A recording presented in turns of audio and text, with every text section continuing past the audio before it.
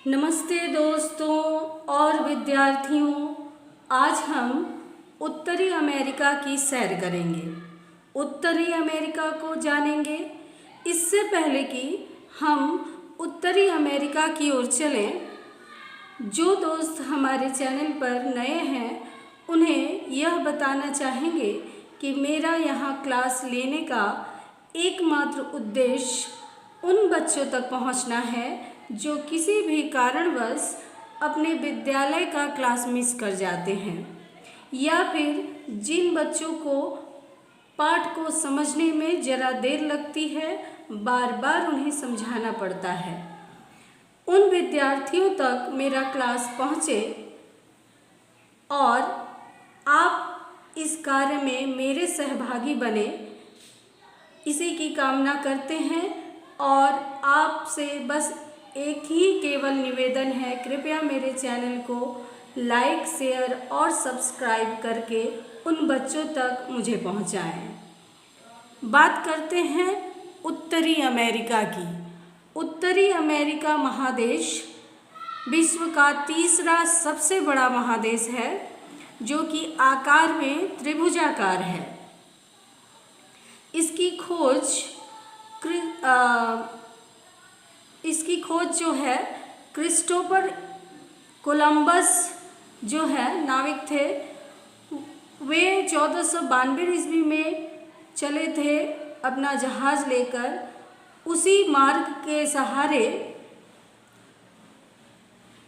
Amerigo Vespucci पुर्तगाली नाविक जो है अमेरिगो वेस्पुची पहुँचे और उन्हीं के नाम पर इस अनजान क्षेत्र का नाम अमेरिका पड़ा।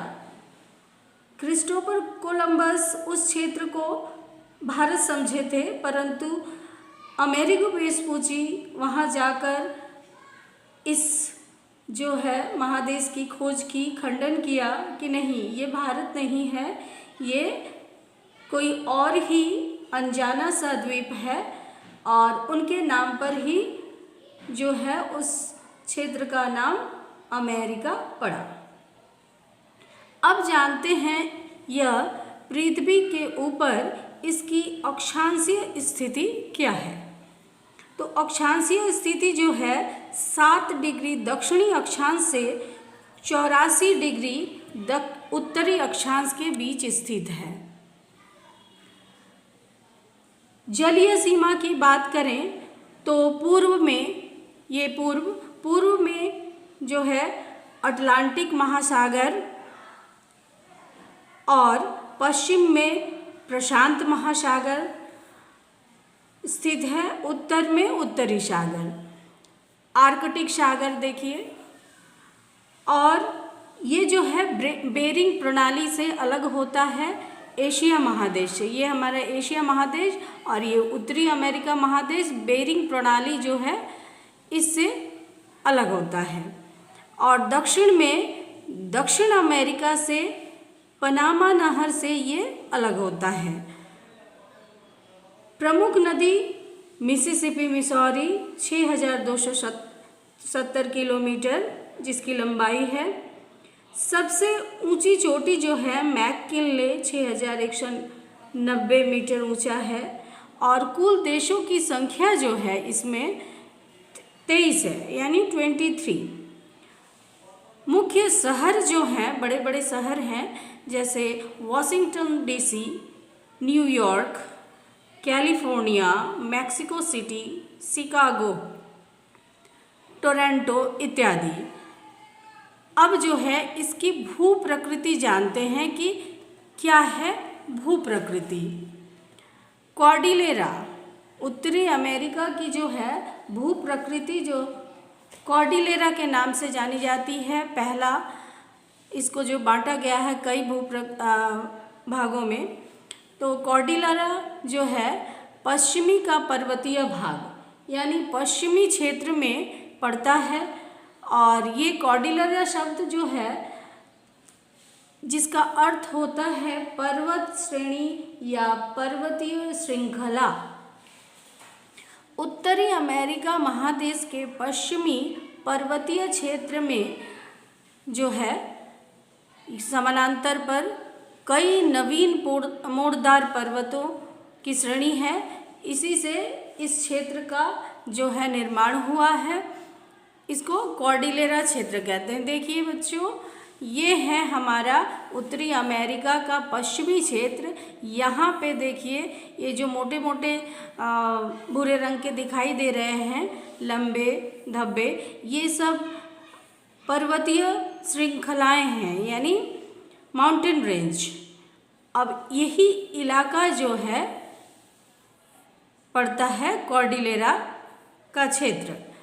अब इस क्षेत्र में जो है क्या विशेषता है कि यहाँ पर्वतों की संख्या ज़्यादा है। Coast Range, Alaska Range, Brooks Range इत्यादि।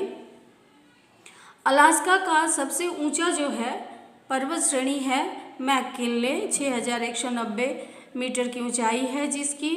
और ये जो है कैलिफोर्निया के दक्षिण पूर्व की घाटी जो है इस पर्वतीय क्षेत्र की, जिसे कहा जाता है मृत घाटी। क्यों कहा जाता है मृत घाटी? क्योंकि यह जो है इसमें नमक की मात्रा इतनी अधिक है कि कोई भी जीव जीवित नहीं रहता। इसी कारण इसको मृत घाटी कहा जाता है। और ये समुद्र तल से जो है काफ़ी ऊंचा नहीं है, ये समुद्र तल से 20 मीटर नीचे की तरफ स्थित है। अब कॉर्डिलेरा के बाद जो है मध्यवर्तीय भाग जो आता है वो मध्य समभूमि का, समभूमि यानी समतल भूमि, यानी जैसे उत्तर में आर्कटिक से दक्षिण में मैक्सिको की खाड़ी तक विशाल क्षेत्र समतल भूमि है। इसे ग्रेट प्लेन के नाम से जानते हैं। यह Mackenzie, Saint Lawrence, Mississippi, Missouri आदि नदियों द्वारा लाई गई मिट्टी से बना है। पूरा क्षेत्र समतल नहीं है, कहीं कहीं पहाड़, टीले और निचली भूमि समभूमि देखी जाती है। और इसी निम्न भूमि में Winnipeg, Great Bear, Athabasca, Superior, Michigan, Huron, Erie, Ontario झीलें हैं। सुपीरियर, मिशिगन, ह्यूरन, एरी और ओंटारियो झीलों को मिलाकर जो क्षेत्र बनता है उसको कहा जाता है पंच झील का प्रदेश। सेंट लॉरेंस नदी द्वारा निर्मित समभूमि पूर्व की उच्च भूमि और कनाडियन शिल्ड मध्यवर्तीय भाग है। इसी झील प्रदेश का जो है समतल भूमि पंच झीलों के दक्षिणी किनारों तक जो है फैला हुआ है।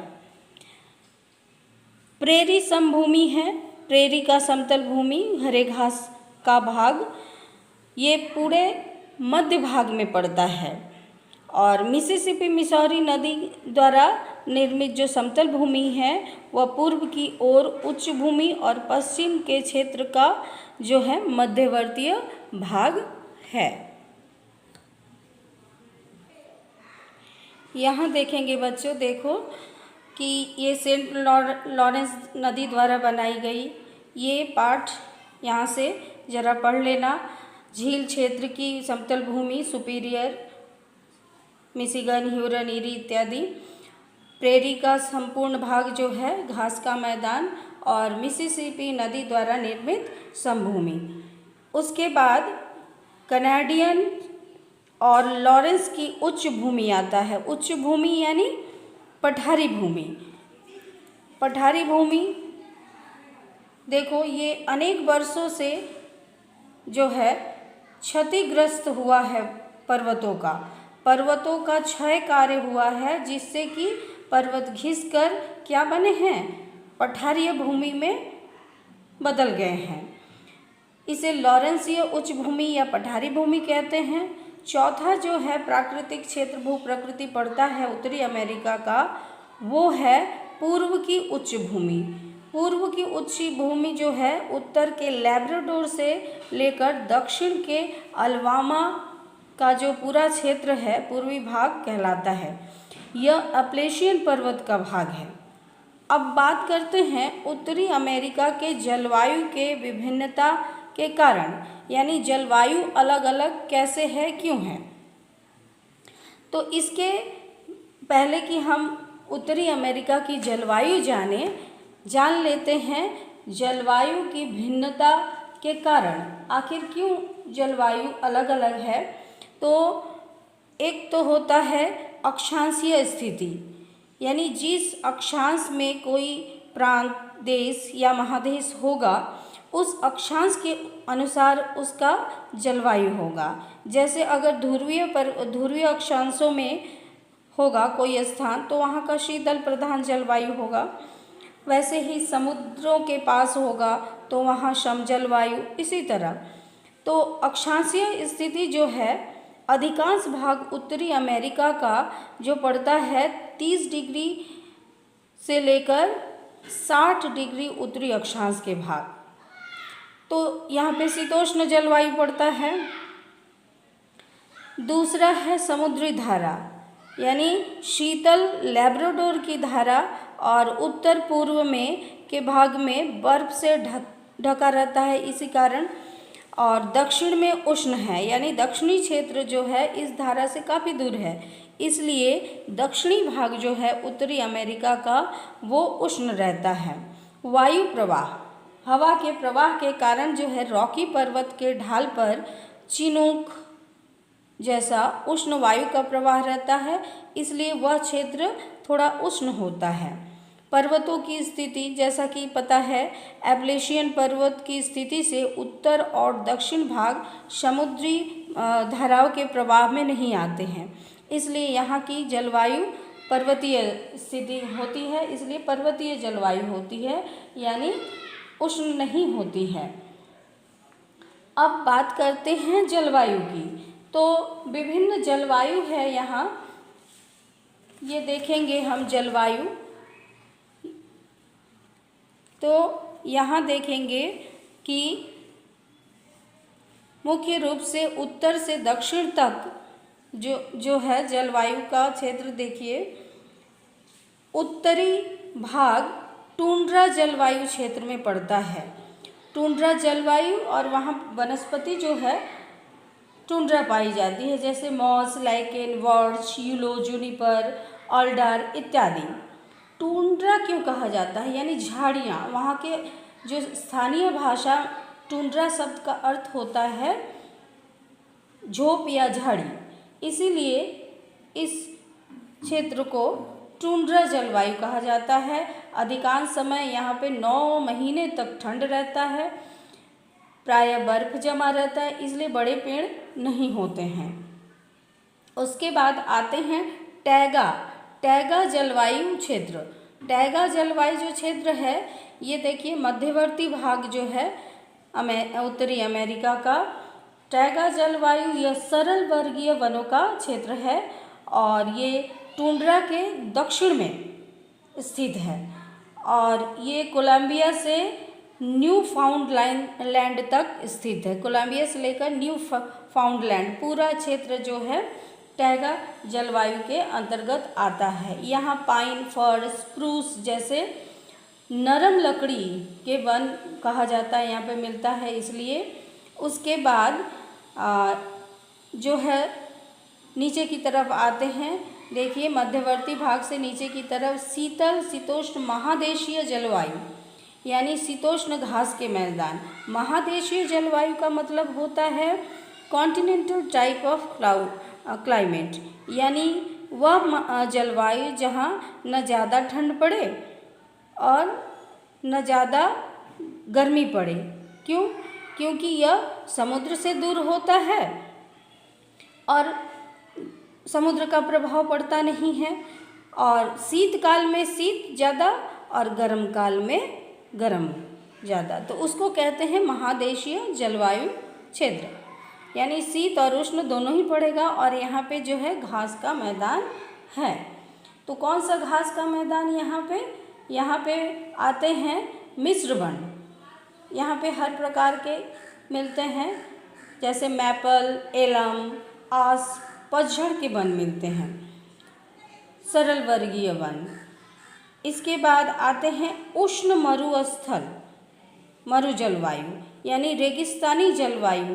नीचे की तरफ रेगिस्तानी जलवायु नाम से ही पता है, यहाँ पे उष्ण क्षेत्र है और यहाँ पे कैक्टस इत्यादि मिलेंगे। और इसी जलवायु के पास में ही पश्चिमी तटीय क्षेत्र में देख रहे हैं हम लोग प्रशांत महासागर के समीप भूमध्य सागरीय जलवायु। अब भूमध्य सागरीय जलवायु क्या होता है बच्चों? यहाँ संपूर्ण वर्ष भर जो है झिलमिल धूप रहती है। यहाँ ज़्यादा गर्मी या ज़्यादा ठंड नहीं मिलती है। यहाँ जैतून, कारक, यूलो एवं अंगूर जैसे ऑरेंज फलों की खेती ज़्यादा मिलती है। और इसके नीचे आते हैं, ये जो है इलाका वायलेट कलर का दिख रहा है, ये इलाका है हमारा जो है मैक्सिको उपसागर। उपसागर यानी खाड़ी। मैक्सिको की खाड़ी के पास जो जलवायु है वो जलवायु पड़ रही है भूमध्य सागरीय जलवायु के ये भी। तो यहाँ जो है महादेशीय दक्षिणी पश्चिमी भाग में कैलिफोर्निया का तट इत्यादि ये पड़ता है और यहाँ भी फलों की खेती होती है और संपूर्ण वर्ष भर जो है सम जलवायु देखी जाती है। ये है जलवायु का हमारा पूरा जलवायु और वनस्पति। ज़रा ठीक से पढ़ना, बार बार पढ़ना। और प्रेरी के घास के मैदान जो हैं पड़ते हैं इसी क्षेत्र में। अब बात करते हैं उत्तरी अमेरिका की उन्नति के कारणों के बारे में। उन्नति यानी विकास इतना क्यों है? तो एक तो है कृषि, कृषि होता है और पशुपालन, इस पर आधारित बहुत सारे उद्योग हैं। तो कृषि पद्धति जो है क्यों इतनी उन्नत है वहाँ पे, कि इतना विकास क्यों है? तो कृषि जो होता है वहाँ खेती आवर्तन पद्धति से होता है। आवर्तन पद्धति मतलब गेहूँ बो दिया तो गेहूँ बोते ही रहें, ऐसा नहीं है। एक बार गेहूँ, एक बार जौ, इस तरीके से पलट पलट कर जो है खेती होती है। और बड़े पैमाने पे, छोटे छोटे खेत नहीं होते हैं, बहुत लंबे लंबे बड़े बड़े फार्म के रूप में खेती होती है, जिससे कि वहाँ जो है मशीनें उपयोग में लाई जाती हैं। खेतों में ही जुताई, कटाई, बुआई, यहाँ तक कि पैकेजिंग भी हो जाती है और मार्केटिंग के लिए तैयार हो जाता है फसल। तो इसी कारण यहाँ पे काफ़ी ज़्यादा खेती की उन्नति है। और पशुपालन के लिए घासों की भी व्यवस्था की गई है। घासों की भी खेती होती है, उगाई जाती है बड़े पैमाने पर। क्लोवर घास, गेहूँ, जौ, मक्का, भुट्टा इत्यादि के अलावा जो है क्लोवर घास पशुओं के लिए, पशुपालन भी बड़े पैमाने पर होता है। क्यों जानेंगे? पहले जान लेते हैं कृषि की उन्नति के कारणों के बारे में विस्तार से। एक तो उर्वर भूमि, यानी वहाँ की भूमि विभिन्न नदियों द्वारा, झीलों के द्वारा लाई गई मिट्टी से बना है, जिस कारण भूमि जो है काफ़ी उर्वर है, यानी उपजाऊ है, उस पर फसल काफ़ी अच्छी होती है। इसलिए जलवायु काफ़ी अच्छा है, अलग अलग जलवायु है, इसलिए उसके अनुसार वहाँ के फसल भी होते हैं। खेतों में फसल की खेती जो है आवर्तन पद्धति से होती है। सिंचाई के लिए पर्याप्त जल मिल जाता है, नदियाँ हैं, झील हैं, इसलिए पर्याप्त जल मिल जाता है। वर्षा कम भी होने पर क्या होता है, फसल की सिंचाई हो जाती है। आधुनिक मशीनों का प्रयोग किया जाता है, यानी पुराने ज़माने जैसे हल बैल से नहीं, मशीन, बड़े बड़े मशीनों से खेती होती है। उसके बाद चूँकि उपजाऊ ज़मीन है इसलिए यहाँ पे लोगों की संख्या ज़्यादा है, और संख्या ज़्यादा है तो खेतों में लोग काम भी करते हैं, तो जनबहुल इलाका है, इसलिए कुशल किसान भी मिल जाते हैं, सस्ते श्रमिक भी मिल जाते हैं काम करने के लिए, और पूंजी भी यहाँ पे लगाई जाती है। पूंजी यानी पैसा भी अच्छे तरीके से लगाया जाता है खेतों में, ताकि पर्याप्त मात्रा में फसल उग सके। अब बात करते हैं पशुपालन की। पशुपालन भी बड़े पैमाने पर जो है फार्मिंग की जाती है, जैसे पशुओं में गाय, बकरी, भेड़, हंस, मुर्गी इत्यादि। तो पशुपालन सिर्फ दूध या मांस के लिए नहीं, ये व्यापार के लिए भी पशुपालन किया जाता है। जैसे गायों का जो है अगर फार्मिंग की जाती है, पशुपालन किया जाता है तो बड़े पैमानों पर एक साथ बहुत गायें, तो क्या होता है, तो गायों का तो दूध होता ही है। तो एक तो पशुपालन, उस पे आधारित बहुत सारे उद्योग, जैसे दूध उद्योग, मांस उद्योग, खाद्य उद्योग, उस पर दूध पर आधारित मिठाइयाँ, घी, पनीर इत्यादि बहुत सारे उद्योग इस पे होते हैं। जैसे भेड़ हुआ तो भेड़ के मांस और भेड़ का ऊन से बहुत सारे कपड़े बनाए जाते हैं, ऊनी कपड़े। तो इसी तरह मवेशियों यानी पशुओं का जो है पशुपालन होता है, उस पे आधारित बहुत सारे उद्योग, जैसे चमड़ा उद्योग है ना, उस पे हड्डियों से दवाइयों का उद्योग, चमड़े पर आधारित कोट, चप्पल इत्यादि बहुत सारे बनते हैं। म्यूज़िकल इंस्ट्रूमेंट जैसे ढोलक, तबला इत्यादि बहुत सारे बनते हैं उन चमड़ों से। तो ऐसे ही कृषि पर आधारित और पशु पर आधारित बहुत सारे उद्योग हैं। तो केवल ये नहीं कि खेती कर लिए बस, उस पर आधारित बहुत सारे उद्योग हैं जिससे वहाँ लोगों को काम मिलता है। इसके अलावा भी खनिज पर्याप्त मात्रा में मिलता है, इसलिए शिल्प या उद्योग उत्तरी अमेरिका में काफ़ी ज़्यादा संपन्न और विकसित है। तो यहाँ पे कौन कौन से खनिज हैं देखते हैं। कोयला, लोहा जो है, और लौह, खनिज तेल इत्यादि। अब इतना जो है उन्नति क्यों है उद्योग की, या विकास क्यों हुआ है, थोड़ा एक नज़र डालते हैं इस पर भी। तो एक तो है कच्चे माल की सुविधा, यानी खनिज तेल मिलता है, विभिन्न खनिज मिलते हैं, जिस कारण जो है काफ़ी ज़्यादा सुविधा है कोई भी उद्योग लगाने में। उसके बाद है पर्याप्त जो है जल विद्युत। अब पर्याप्त जल विद्युत यानी कोई भी कारखाना या उद्योग के लिए तो बिजली चाहिए, इसलिए यहाँ पे नियाग्रा जलप्रपात से जो है जल विद्युत मिलता है, यानी बिजली मिलती है। अब जो है चूँकि उद्योग के लिए काफ़ी जल चाहिए, इसलिए 5 झीलें हैं और भी अन्य झीलें हैं, नदियाँ हैं, वहाँ से जल मिल जाता है। यहाँ पैसे की कमी नहीं है, पूंजी लगाते हैं लोग कारखानों में, तो पूंजी की भी असुविधा नहीं है। चूँकि जनबहुल इलाका है, इसलिए सस्ते और कुशल श्रमिक भी मिल जाते हैं। और इन उद्योग में जो सामान तैयार होता है उनको किस तरह से बाज़ारों तक पहुंचाया जाए, तो परिवहन व्यवस्था काफ़ी अच्छा है, जल मार्ग, सड़क मार्ग इत्यादि। अब सामान तो बन गया, उसको बेचेंगे कहाँ, तो बाज़ार भी काफ़ी, उत्पादित सामग्री जो है अमेरिका ने बाज़ार काफ़ी बड़े किए हैं, विदेशों से अच्छा संपर्क है, और समुद्री परिवहन व्यवस्था से दूसरे देशों से व्यापार काफ़ी अच्छा होता है, और व्यापारिक नीति अच्छी है, जिस कारण जो है बाहरी देश काफ़ी ज़्यादा अमेरिका से क्या करते हैं, व्यापार यानी अपने सामान का आदान प्रदान यानी आयात निर्यात होता है।